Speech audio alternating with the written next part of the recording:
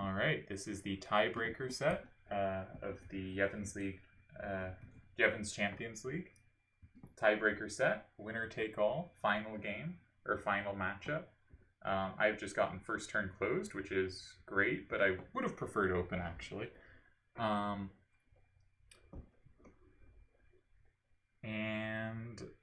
we'll start thinking in a sec. The matchup is tied 2-2, hence going to the tie breaks. And yeah, it's been a very competitive matchup. I think I started really poorly. Tezuka was just crushing me in the first few games.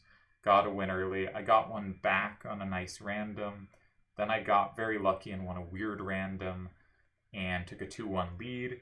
I had a win on board if I found the right move on move 6 of the game. I did not find it, which was terrible. I went on to lose 3 games later on that set to tie it 2-2. And here we are. So we have first turn. It is closed. That's a big advantage. The hand looks somewhat facing upright to me, right? We've got an up-down card. We have 2 cards that fit well in 7. We have 1 card that fits well for 1, and 1 card that fits well anywhere on the right, just going top to bottom. So my first instinct is something like 7, 7, 4, 1, and 3.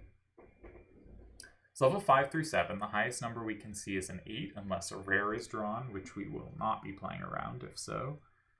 One thing I like about the 7741 is if I need to slide next to it without flipping it, 7177 can do so. One thing I don't like is the 7177 doesn't guarantee a capture there, but every other card in my hand is a capture on both sides if needed.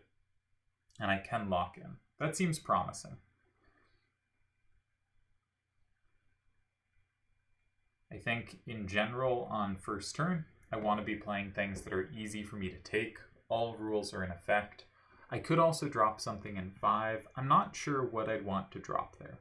5, 8, 3, 4, and 5 gives me a plus wall in both 4 and 6. So there's some merit to that. And it does get a redundant card out of my hand. I don't see immediately follow-up kind of setups that look nice here, though. So I think we're just going to drop a weak card in 3 and go from there. And I still have decent play against like 7 if he does an opposite corner kind of play. So this is my try. Everything's on this game. It is closed. Tension is up. And yeah, anything can happen here. I don't have any like amazing synergies, right? 8, 3, 8, 5, if it ever lands in like 4 or 5, I can plus wall both ways, but not with the same card. 8, 5, 3, 8, and 5 is also a possible starter, but I thought it's a powerful enough card I should try to hold on to it for later. Though it really wants the left side of the board to fill up rather than the right. If I was talking to my cards, 8, 3, 8, 5 thinks I can take that starter back, but the squares I want open are I want the left to fill up and to be a sweeper up down on the right. Like I want the final 3 squares to be 3, 6, and 9. Then I'll be really good. So it's probably okay with it, but not super happy. 5, 8, 3, 4. This is where the action it wants to face. 5, 8, 3, 4. I think is as happy about this as it could be about anything. 5, 7, 7, 5 says I can take that back. Would have been rather directed kind of down right, but at least it's to the right. 7, 1, 7, 7. Probably not super happy about this, but may be able to lock in if they do some like corner move that doesn't capture in 6. There's players like Blizzard who like to do that. I think this would be a pretty strong start against Blizzard because I think he'd be very likely to go in 6 with something that didn't capture. I have no idea what's in Tezuka's wheelhouse in closed. So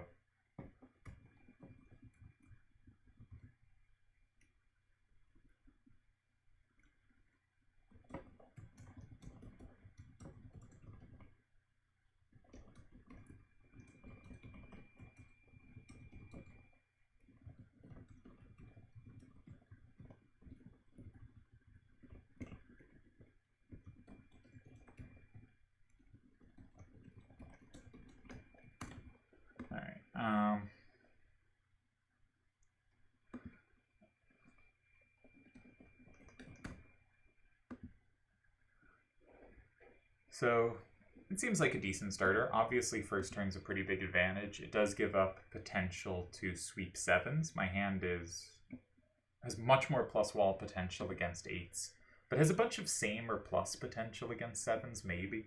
Maybe. Unclear. I don't know. Closed always freaks me out.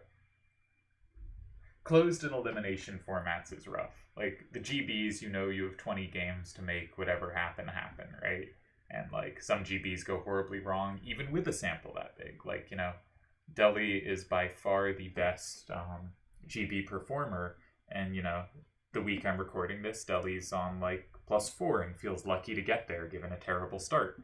And the weeks before that, he was putting up, like, +10s to 15s pretty consistently. But even he, like the most consistent and best performer, regularly has things like -2 to +5 range. Not recently, actually. He's been top 4 of like 6 or 7 in a row. But even him, you look through his records, and even over a 20-game sample, lots can happen in closed. And sometimes, you know, you get 15 first turns, and sometimes you get 15 second turns. And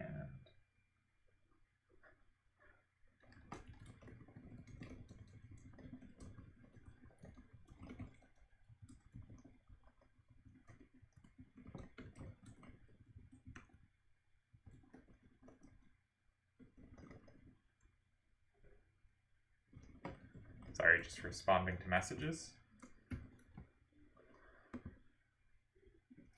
So we'll see. In general, I think people tend to reply with corners most to starters like this. But Deli wants a link to my latest brilliant video. It's called something like Closed Ramblings. Where is it? It's not.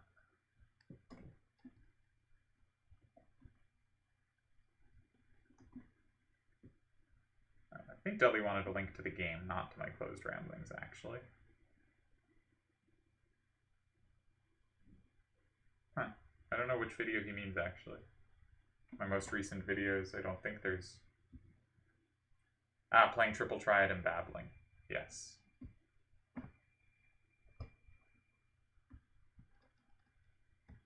That is presumably the video meant.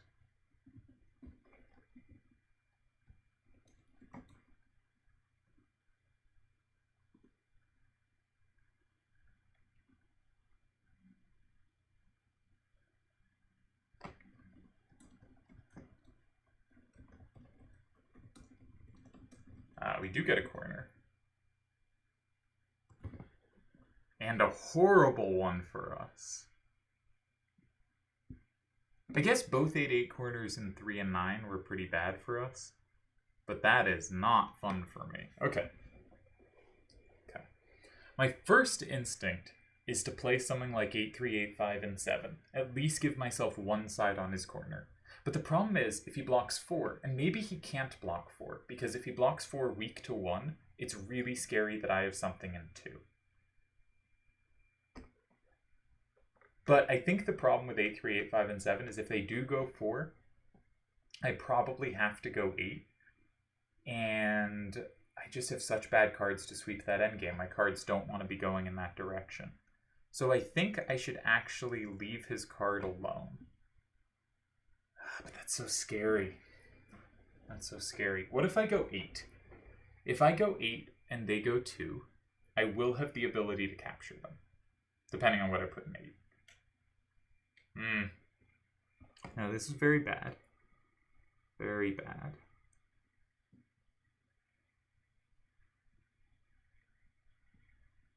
I could play 8-3, 8-5, and 5, but I don't think that's very...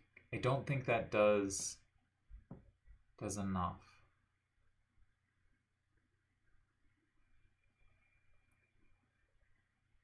Because if they can go 2 with an 8 to the left,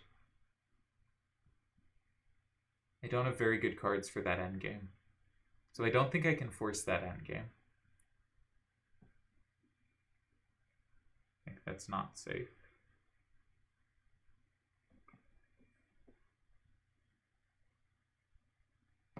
If I go 8, even if I don't make it, so I have a move in 5 to meet 2, I can go 6 there.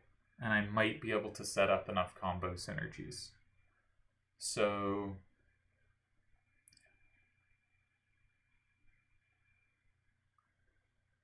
maybe something like 5, 8, 3, 4, and 8. If they go in 2, I can capture anything 7 or less going down. And if they go in 2 with an 8 down, no, I was thinking 8, 3, 8, 5 in 6, but then I don't actually have a threat in 5. But I kind of like that because I have the double plus with 5, 5, 7, 7, and 5. Maybe that's enough. In 5 and 9, I mean. So 5, 8, 3, 4. If they go in 7, I have things really well covered. If they go in 9, I do not. But maybe I can go 7 there. I kind of think I have to do it. I really don't see options I like. I don't. Very uncomfortable here. Very annoying card to face. I could do 5, 7, 7, 5, and 5 instead of 8, 3, 8, 5.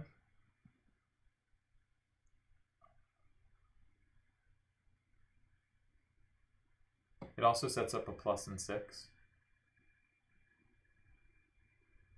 And gets a card out of my hand that I probably don't want in my hand if the top fills up. Like if I go 5, 7, 7, 5, and 5, if they can go 2 with an 8 to the left,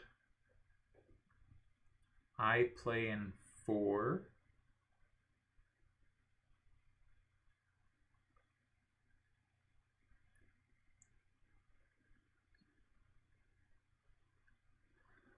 Eight, 3, 8, 5 is pretty bad there.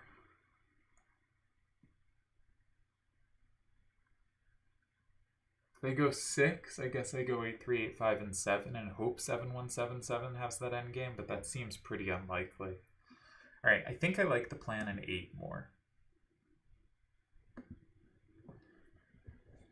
Scary.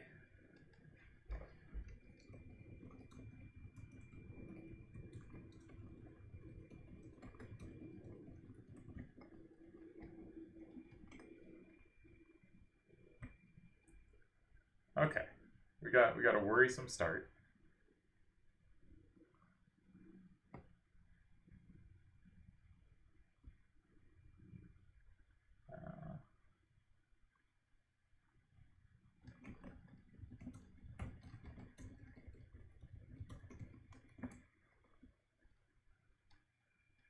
Turds thinks my video recently called Playing Triple Triad and Babbling, which was all closed games.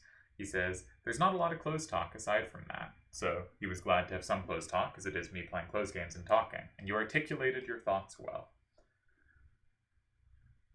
So hopefully I did. You should definitely check out that video. Not this one, though. This looks terrible.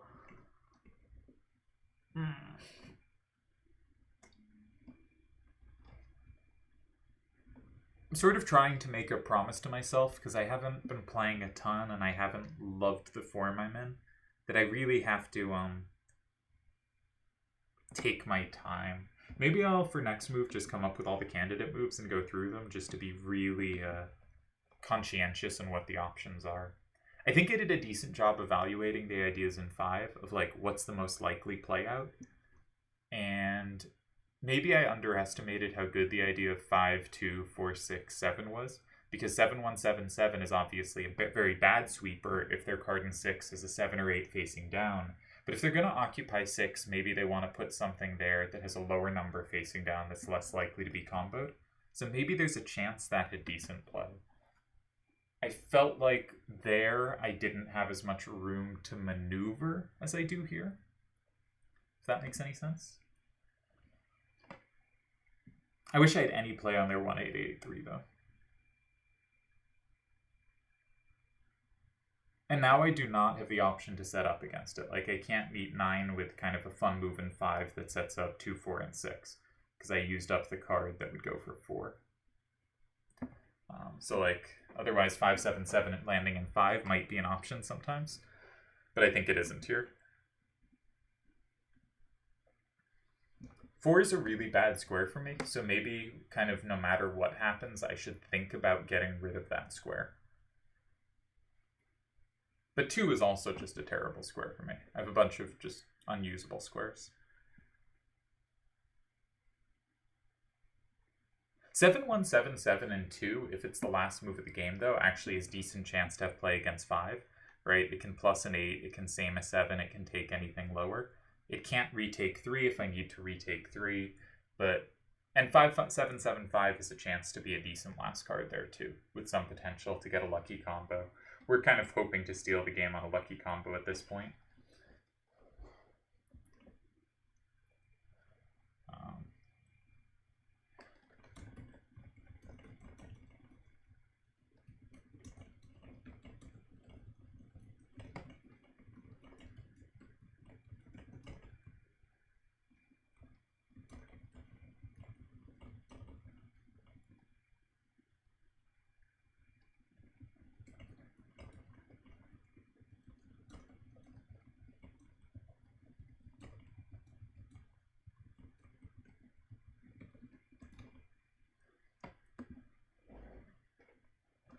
So I was just explaining my move to turds. I said I could have gone a 5 setup, but I thought the average continuation was horrid for me. 7, if he blocks 4, is disgusting. 9 directed things wrong. This I have some control of space and some setups off 7.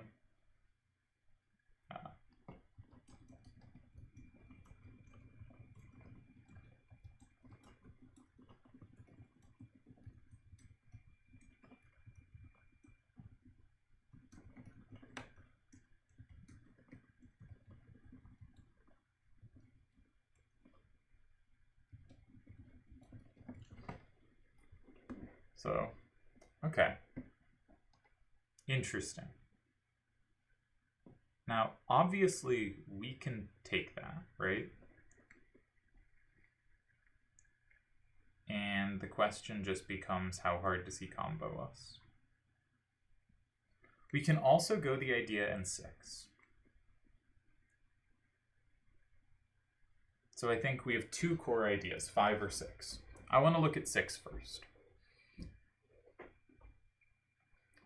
If we go 8, 3, 8, 5, and 6, and they go anything in 4 or 7, we can probably play 7, 1, 7, 7 in the other. Though it's kind of annoying if they play exactly a 7 up in 7, because 7, 1, 7, 7 doesn't capture anything, and our combos in 9 probably don't work. But I think, like, if we die to a 1 exact number, like, okay, what are we going to do? So I think 8, 3, 8, 5, if they go in 9, we go in 5. If they have play against our 5, we lose. But if they don't have play against our 5, we will have at least the cards in that at that point in 2, 3, 5, 6, and 8, as well as the card in our hand. So we will be up 6, 4. And if they don't have a combo, our 7, 1, 7, 7 has some chance to be good enough in that endgame. If they go in 5, we go in 9. And I think are in pretty good shape. The 8, 3, 8, 5 is pretty good. The only way we lose there is if they have a plus wall in 7 and don't walk into a combo in return. And if, for instance, they have the card we showed, 7, 7, 4, 1, they have that plus wall in 7, but we plus wall back in 4. So I think that's decently promising. There's a few things we're afraid of. We're afraid of basically exactly them going in 7 with a 7 up, or them having action in 4 against a 5 facing left from 5. They already used one card, 4, 7, 3, 8, that could have that action. So there's probably less chance of them, maybe less chance of them having it, but it just removes one card from the pool. If we were to go in 5, sadly, we can't go in 5 in a way that gives us both 4 and 6. If we go 5, 7, 7, 5, we do have 6. Our remaining cards I don't like, though. I really don't like them. Is there any other moves that there's an argument for? 7-1, 7-7, and 6. I don't have good play in 5. 5-7-7, 5 and 6. I have terrible play in 5. 7-1, 7-7 in 5. Do I really want to hold on to 5-7-7, 5 here? Probably not. So I think it's 5-7-7, 5 in 5 or 8-3, 8-5 in 6.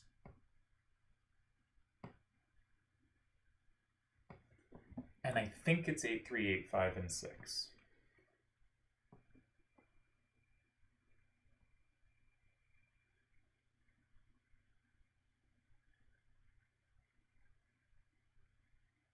One way it could go really bad is if they have something like 4-8-2-6. No, we're okay against that exact card, but something like that, 4-8-2-6. It goes in 5, and it flips everything such that if I combo back in 9, 8 has flipped to theirs, so 8 flips back 5 and lets them recombo everything from 4. Now that one wouldn't exactly work, because if they went with exactly 4-8-2-6 and 5, I could go 7-1, 7-7 in 7, and I'd have the combos in both squares and be good. So that's probably scary type of move for them, even if they happen to have it. So I'm going to go in 6. I think there's a case for 5. Really trying to take my time here to make sure I don't miss big value. I hate that 7-1, 7-7 is likely to be my final card. Like, if they go 9 and I go 5, if they have anything in 4, I'm dead on the spot. I might lose 8-2, right? I have no chance to combo back there, and that's a real big concession. If they go 9, I don't think there's any argument for going 7. I don't think there's a little, because I combo 8-7s and 6s if I play 7-1, 7-7, and 7. And they might think I set up 4. But because they played a card in 2 with an 8 to the left, there's not that much threat that they set up something. I set up something in 4. But if there was a threat there, I might be able to trick someone into blocking 4. Probably not here with such weak numbers facing 5. I think they're forced to play 5 there. And the question is the fact that I combo 8-7-6 is good enough to make up for the fact that I lose on the spot to anything else? They start in 9? I guess that's a decision we'll make then. Game time call. What we'd love to see is an 8 up in 7. That's what we want to see. I would also love to see any move in 4, because 7-1, 7-7, and 7 is at least a tie for me. Almost certainly just a tie. There's no reason they should lose there. They just block 5 and they're fine. But if I can guarantee a tie here, I am quite happy.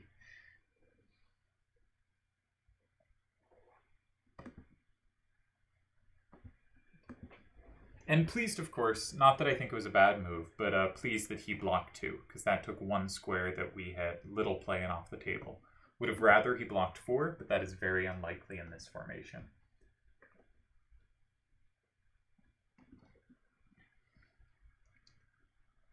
Yeah, close is kind of nerve-wracking, but at least, like, I don't have as much ego attached.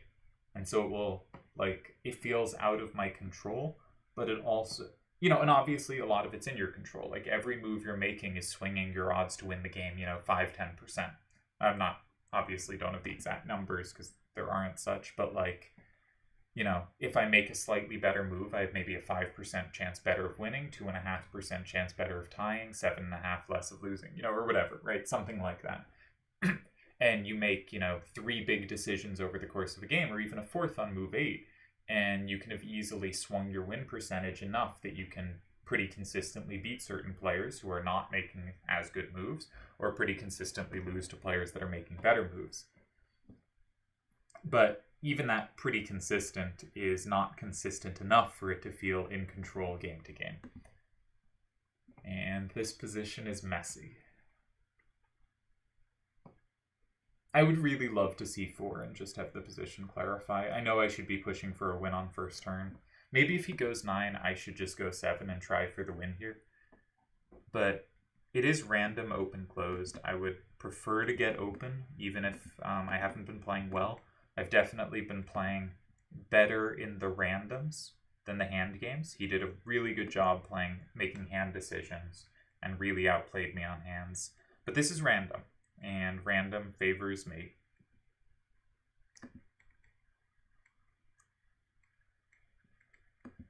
But closed is scary, and a closed first turn really is a chance to win. So I'm a little tempted to take risks.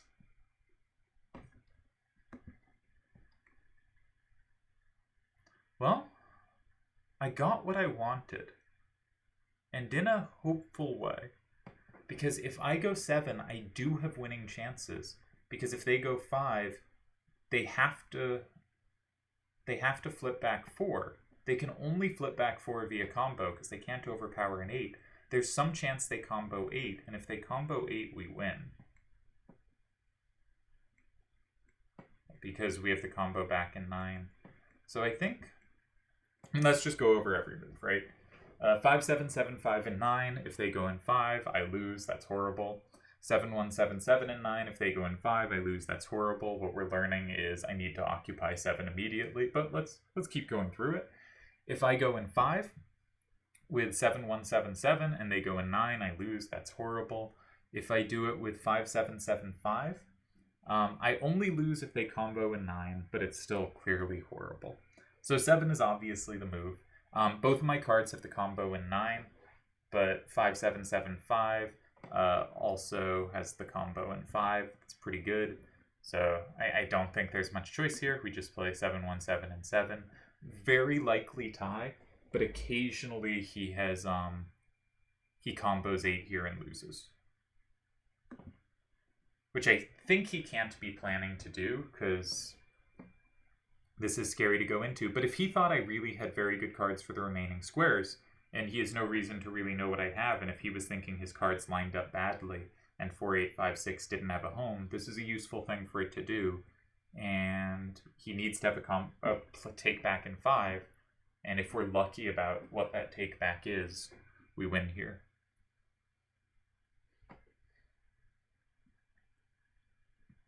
If he combos the card in 6, we don't win, because we're going to have the card in 3 anyway, and it doesn't flip anything extra.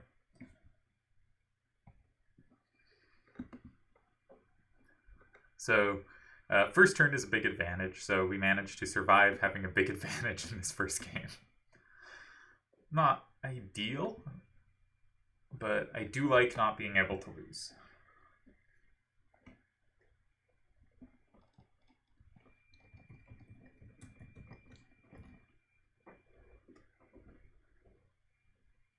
And there is a chance they have to combo 8.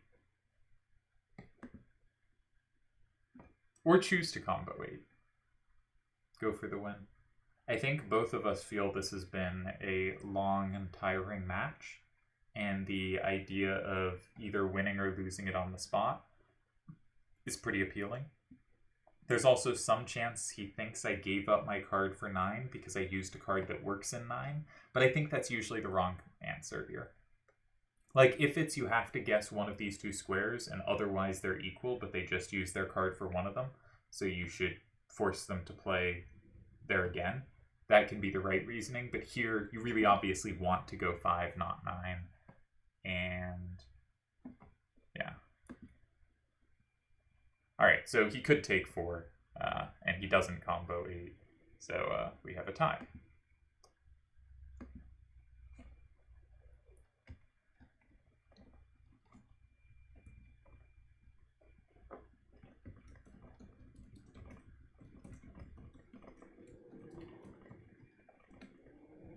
Alright. Game 1, tie. Scary, but we survive. We survive our large advantage. And I should post that game. Yeah, so Turds watching assumed that I had another card for 9 after I used that card in 7. Right, the assumption of a good player at closed was he wouldn't use that up if that was his only tool there, because that's where he's almost certainly going to have to play his last move.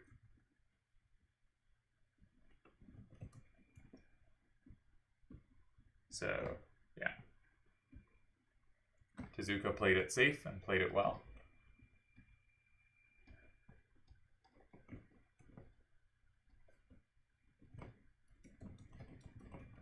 See if we can get another game here.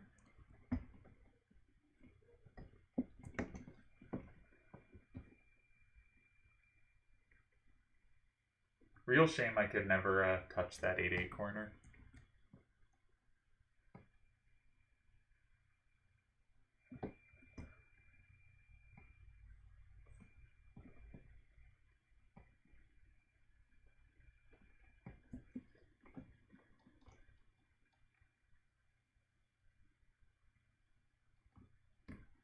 Maybe he's waiting for me to put up? No, okay.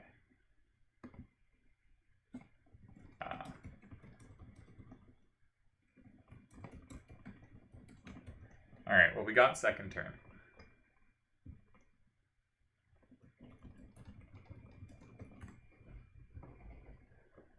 Now, he survived a second turn, so it's only fair I should survive a second turn. You might look at my hand and notice one of these cards is not as good as the others. Mystic Quest has some very strange card values. I believe one of the reasons is running low on potential numbers for level 5 that specifically fit in. But 6-3-6-5 is, of course, a tremendously weak level 5. Now, we got 2 cards that are close to identical for 3, and then we have 2 cards that sort of fit in 1, and then 1 card that kind of goes on the right. So we really do not want the game to be up, because we only have 6s, and we don't really want the game to... Well, left we basically only have 7s. Alright, so hopefully we can make synergy happen. I feel like when you look at a hand and you see cards like 6-4-7-7, 6-5-7-7, you know, the thought should be, these are my best cards. They're kind of redundant. They're not going to be the greatest at sticking out high numbers my opponent can't take, but they can pull off synergies, right?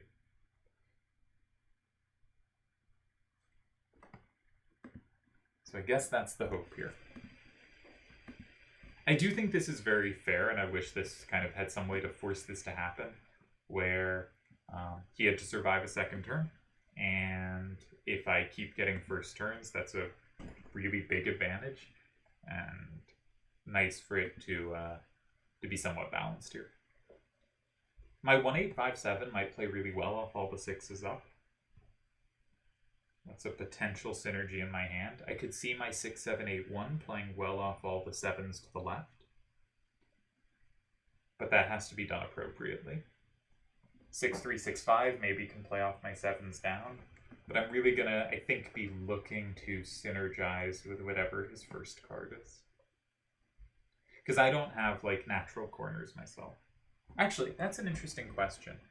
If we go back to the last game, I'm going to pop it open on another screen. What cards did we see? He played an 8-8 corner. He played 4-8-5-6, which could capture that back. But he did not show a recapture for the other side of it. And unless that card was a recapture that also had an 8 facing up, this is potential information. Now, we don't know for sure. So if it was a 8xy6, then, you know, it could take back and it had an 8 facing up. But otherwise, he may not have had a way to play in 4 that wasn't really combo vulnerable, right? Because if he does stick anything in 4, he didn't show anything with an 8 up, and I'm assuming he had a recapture. So if he doesn't have any way to play there, that's probably why he blocked 2 on his second move of the game, move 4 of the game, is because he can't go in 4 until 2 is blocked. And so he got rid of the 2 square. That would make sense. All right, we get a 5 starter. Does this happen to meet our synergy dreams?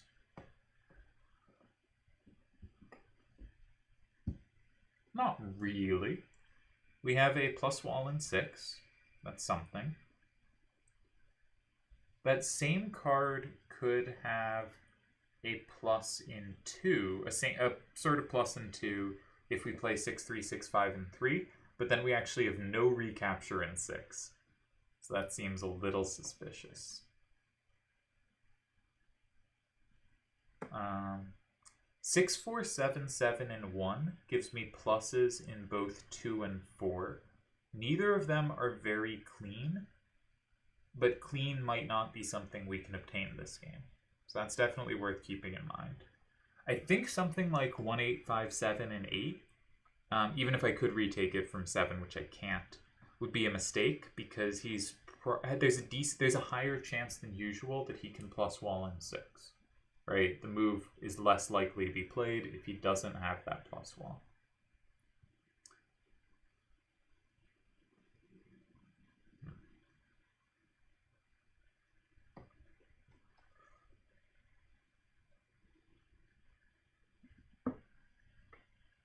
Right now, I'm leaning towards 6, 4, 7, 7, and 1. It just gives me the most combo potential. Hopefully something lands in 6 that the 3, 8, 3, 6 can kind of punch through, and I'll have some combo potential in the endgame. I think I need that combo potential to fight with a hand like this. And if nothing lands in 6, I also have the plus wall in 6. Though the card in the middle, the 3s are so weak they might not flip anything extra. But nothing I can do about that. If I was to play in 4 or 6, I'd probably want to play in 4. I'd want a 6 facing up, but I just can't take it back from below, whatever it is. I could go in 6 with 6, 4, 7, 7, and I would have recaptures both ways. But there's no reason to think I'd have much combo play against a center card. There's no reason to think I would.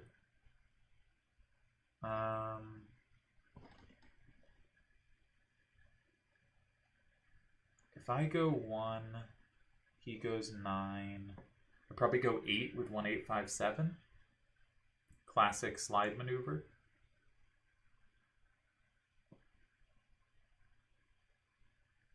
Could be promising.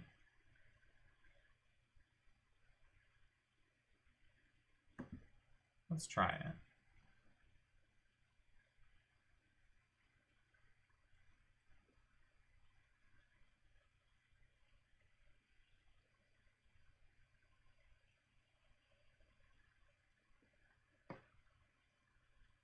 Yeah, I think I want some synergy.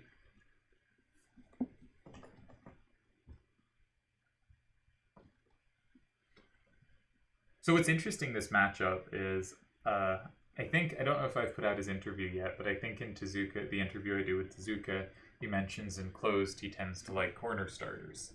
And I, in closed, tend to like center starters. But I started with a corner starter, and he started with a center starter. How the tables have turned. Something I didn't mention but should have, I actually have 2 cards that have the plus wall on 6. It's possible I just didn't notice till now. That would be a good reason why I didn't say it. I think it's very easy when commenting to, there's this thing in chess, right?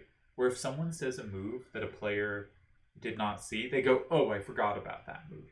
And in one sense, it's right, because if you're interviewing a grandmaster, they have seen such a wide array of concepts that of course they've seen that move type before in this type of position. So if they didn't check it, if they didn't evaluate it, then saying they forgot about it feels like, in some sense, a legitimate reply, right? Because it is a move that should be on their radar. They have somewhere in their memory bank, there is this idea showing up, and they forgot it, right? And so I think there is a sense in which it is true.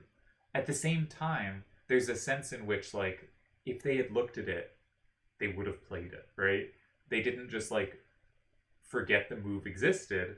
They looked at the position and didn't see enough or understand enough to find this move. We all have times we don't. And so it sort of feels weird how GMs so reliably say it. And in one sense, I think it does capture something. But in another sense, it feels like not taking responsibility for...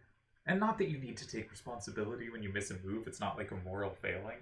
But like, not just saying, oh yeah, I missed that, right? Instead saying I forgot feels like a kind of ego-saving mechanism. Which is to say, I think I did not see till now that 6, 3, 6, 5, and 6 had a plus wall, but I kind of assumed I must have seen it. But I don't actually think I did. So probably should have seen that. 6-3-6-5 now is a bunch of good squares, though. I think like the most likely square he plays is 9. My most likely reply is 1-8-5-7.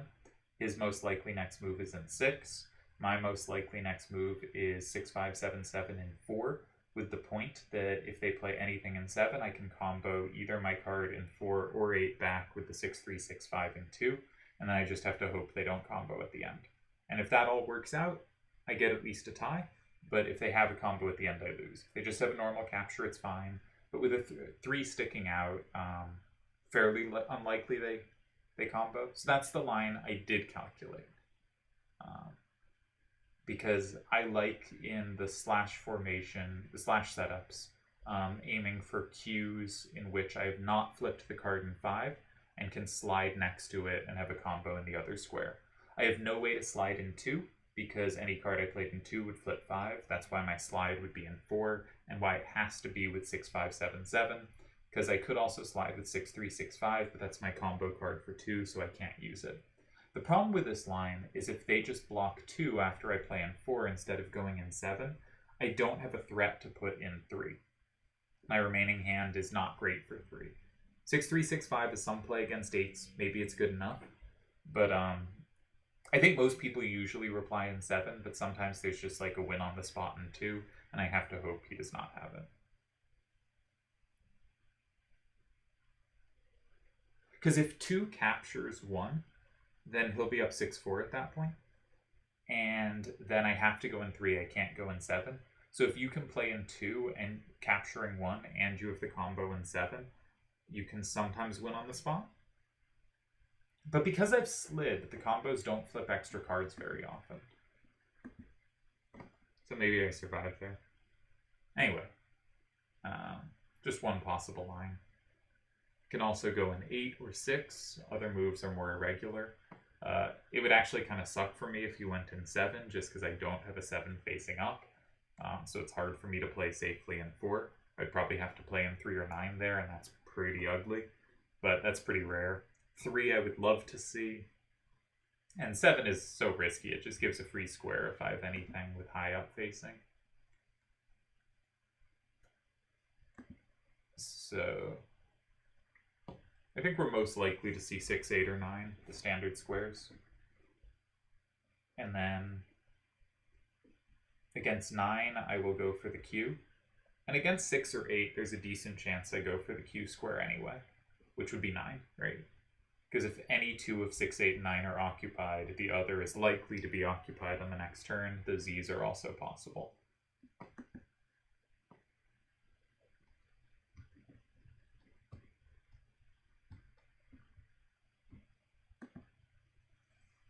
Yeah, but all you can do is, in closed, is try to play the move that gives you the best equity. Well, that's all I'm trying to do here. You can play moves, I think, that are more forcing towards a win or more forcing towards a tie, right? I think there are differences, like there's obviously qualitative differences in moves, but a move that's a few percent better may lose in a specific game as compared to a move that was a few percent worse over time, because they just happen to be able to plus wall one thing and not another, right? But I also think there's differences in, like, you can play lines that set up combo chains such that a decisive result one way or the other is more likely, and you can set up plays that keep the score narrower and thus more likely to land on a tie. He's thinking a long time here. What I hope that means is he has nothing comfortable to put in 9. Because I sometimes get these and want to set up the slash, and I just don't have a good card to put in 9. I don't have anything that synergizes. Huh, it's the same card again. Alright.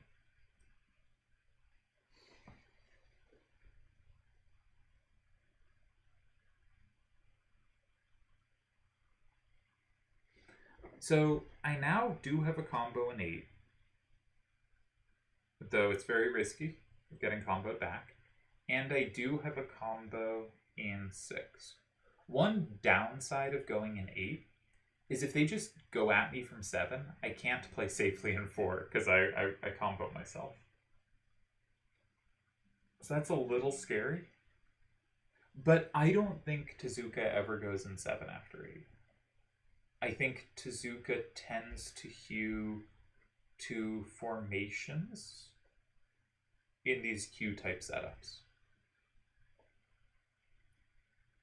And I think 7 looks pretty bad after I go in 8, right? I'm likely to be able to take you, combo a bunch of things. I'm unlikely to be susceptible to combos there. I happen to be, but it's unlikely that I would be. Also, if they go 7, maybe I can go 6 with 6, 7, 8, 1. Maybe. Messy. Anyways, I think 1, 8, 5, 7, and 8 is still the move. That was my planned move here. I like to go into the Q rather than the X-type positions, especially because I am vulnerable to combos, right? I cannot play in 4 without being weak to a combo in 2. So, especially because of that, because I don't have ways to play safely within the X that will likely result, I think I want to Q. I have a plus or same, but I have a plus in every single square, 2, 4, 6, and 8. So I'm not choosing which square to occupy and which square not to occupy based on the plus. I think I don't want 5 flipped. I think 5 will be somewhat scary to me and is useful for me threatening combos later. So ideally, I would like to slide somewhere, meaning play in one of the sides next to their center card in a way that has a weaker number facing towards it so that I can combo it back later. I can do that with 3 of my cards in 6, but I would also like to flip 9 to put a little more pressure to force them to do something. So I think 1, 8, 5, 7, and 8 is just logical. This is also a card that has no combo squares for me. So it is also the card I want most out of my hand. And sort of like I said from the start, I'm hoping to play this game on combo potential.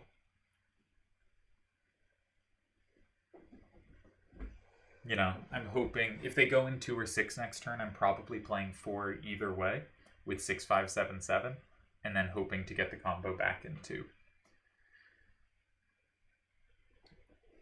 And just play a game of sliding around the 5 starter and never flipping it. That's the plan.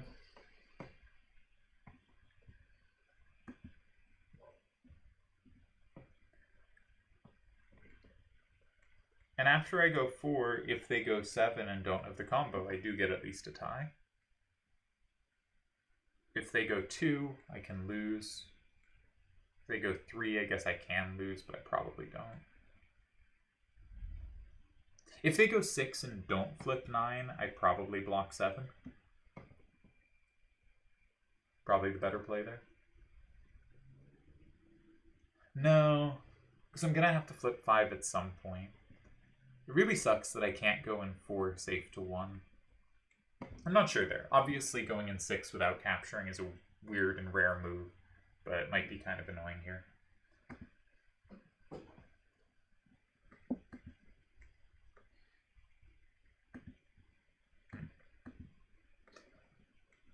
Closed is tough.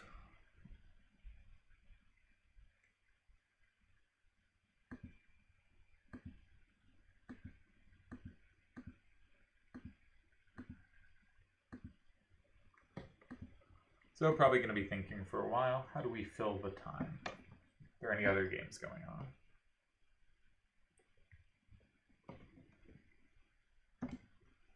Turds Head. Deli had a game I'm supposed to look at today. Could figure out what the cards were for that game and get ready to check it after. So Deli said, where was it?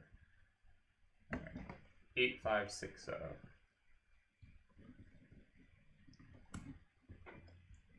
I can pop open the solver, not like it will affect this game.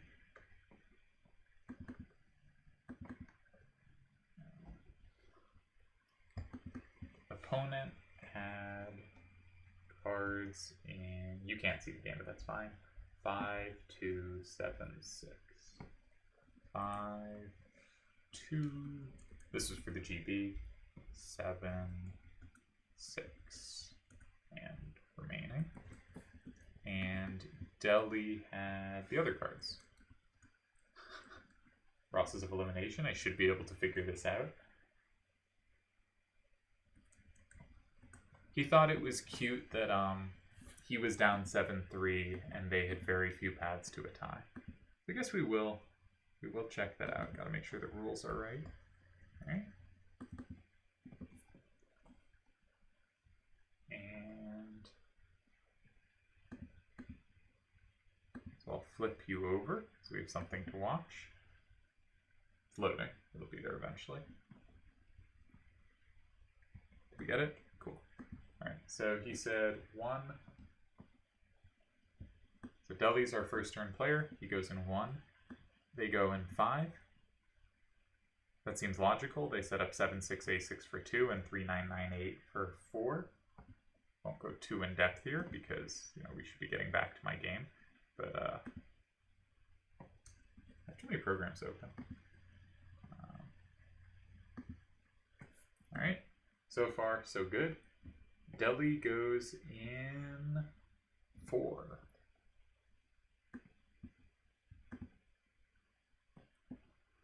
Alright, interesting.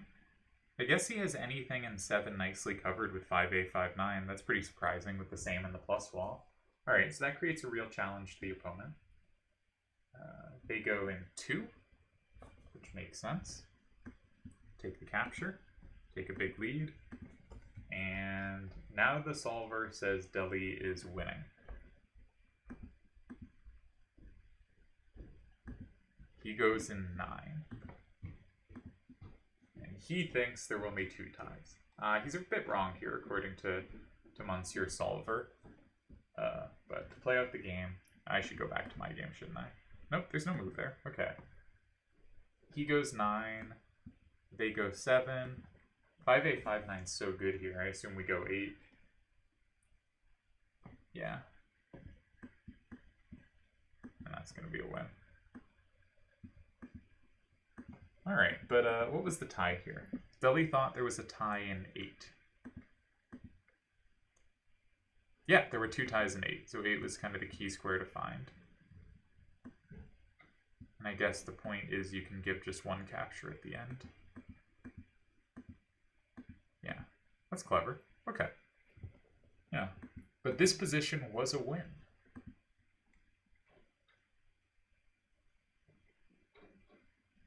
I mean, this looks pretty good. Is there a trick here that made this not look like a winning try? Say here, do we have to find something clever? But I assume this is good enough. Looks like a win to me, yeah. Alright, interesting game. Seems like Deli may have gotten over fancy in 9, but found a nice setup here. Yeah, surprising how dangerous that this is just like lost. There was also a win in 7 here. Here. Yeah, because 5-8, 5-9 just dominates everything. So you kind of have to do something like here. And I assume still just this. Yeah. Pretty powerful 5-8, 5-9. Let's switch back over to our actual game. Still thinking. Sorry, I made this thing smaller.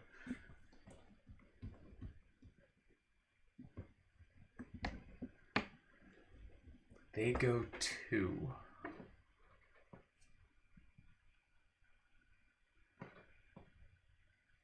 Okay. Okay, but I think now 4 is even better. If we go 4 and they go 7, anything they take, we just flip back from 6. And so we are guaranteed to be up 6-4, and they have to take an upward 6, which they will probably have, but not necessarily. Might be better ways to do it, but I don't have a good way to slide in 6 rather than 4, because I don't have as good play in 4 as 6. So I think I want to block 4 if I'm going to block a square.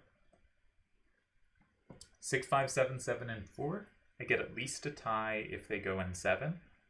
If they go in 6, they can make it 5, 5, and I have my choice between the potential risk of 3, though probably not that risky if it does look good, or just going safely in 7. And if they go in 3, I can go safely in 7 or choose to take the risk of going in 6, which I will not choose to take. My remaining cards are not good enough. But I think we've survived our second turn.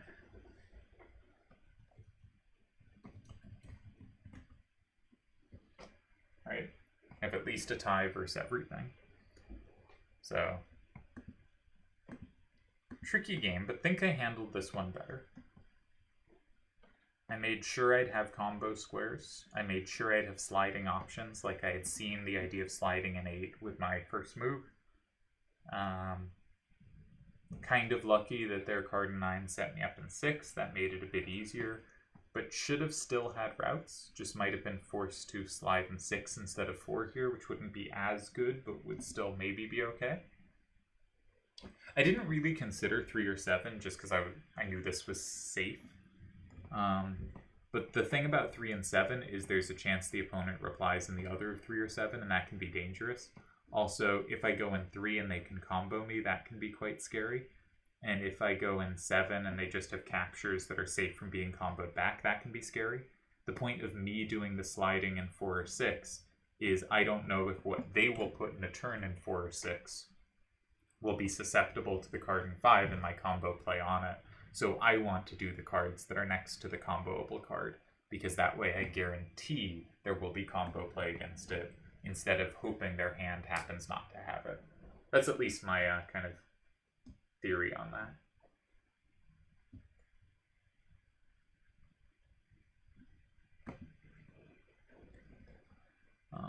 So yeah, if they go 7, then I combo back in 6, and they must be able to take a 6 facing up.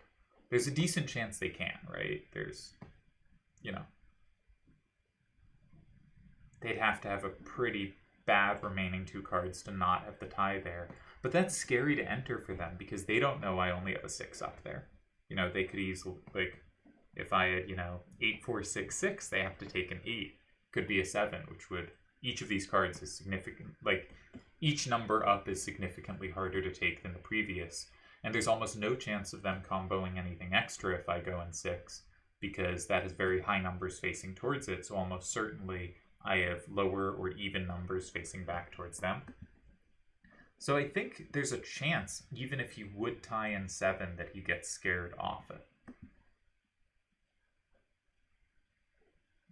Now, because I have 7s facing towards 7, there's a decent chance he does have a combo threat there. So if he goes somewhere like 6 to start with, if he goes 6 and doesn't flip anything, then he has the combo in 7, flipping 8, flipping 9, flipping 6 back, and I probably have to go in 7 myself, and I just win there because he has no captures. So he'd have to flip something if he goes in 6. And if he does, depending on if I have the combo in 3, I most likely take the tie in 7, but, if he goes in 6 with a 3 facing up, I'll take the combo in 3 and force him to have 7 to hold the tie. But surprising that the second turn game I much more comfortably got into the tie with some chance to win range than the previous game. Though I guess the previous game I was in tie or win when he had 2 cards left, but he was also in tie or win mode, right? He also knew he couldn't lose after my move in 7 last game, if he played properly. So we were both in tie or win mode. We cannot lose given our hand, and in that case it's of course going to be a tie. Here I'm in tie or win mode. He may also be in tie or win mode, but I don't know yet. He did take a long time to play 2, and the move in 2 was not super awe-inspiring. That was clearly him getting a card out of his hand that didn't play well here, right? That had nothing in 6, that had, no combo play in 2. It had a plus wall in 4, but no extra captures, and plus walling the 1 is tricky for him. So I think that was probably a very good move, getting a bad card out of his hand, but it also suggests he's in trouble here.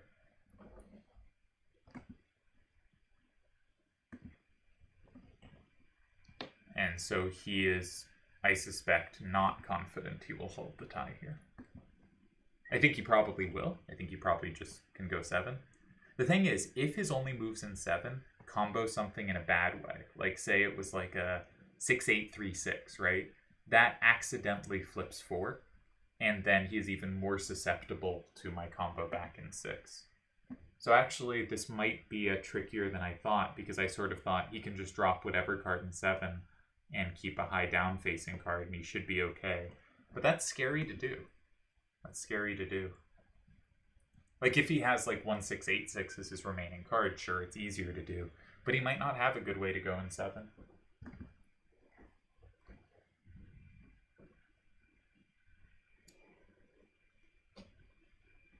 So I do think we're in tie plus range. If he doesn't, maybe he should go in 3, because I will go in 7 there. I can't go in 6 because I'm not safe from the combos, right? Because if he has the combo on 8, that flips 9, flips 6, I lose. I mean, I guess I could if I have a read, right? If I have the read, if he had play in 7, he would not have made the move 7-4-6-4 and 2. Or if he had play in 7, he would have not gone in 3, something like that. But I don't think I can make a read that strong on that little information. So if he goes in 3, I'm just going to block 7.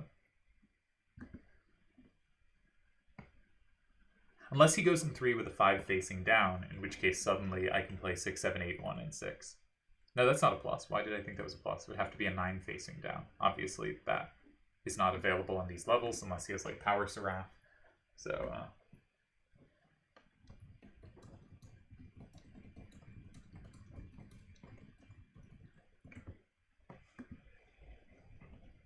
So we got chances here. It is a shame we only have a 6 up, because if he panics here and just goes, I guess I have to stick something in 7 and hope I can take, he probably can take at the end, but he had to flip. So that was what the thinking was about. His last 2 cards, he didn't have a way to not flip, and 3-6-3-8 is pretty poor here. Wow, the game played out rough. I can see why he did the starter. The starter in 5, because you'd think 3-6-3-8 would play well off that, but it ended up just having no combo synergies here. And I think I just won Yevon's Champions League.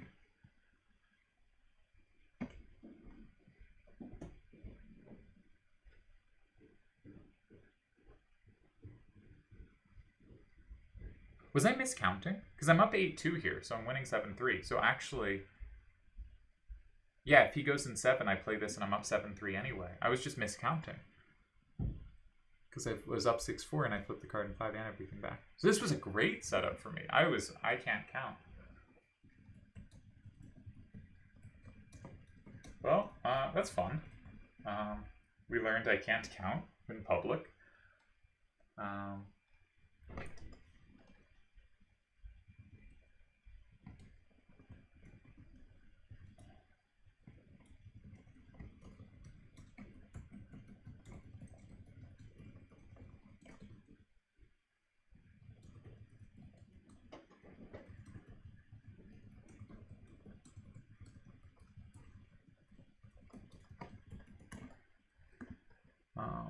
So, okay, we'll take it.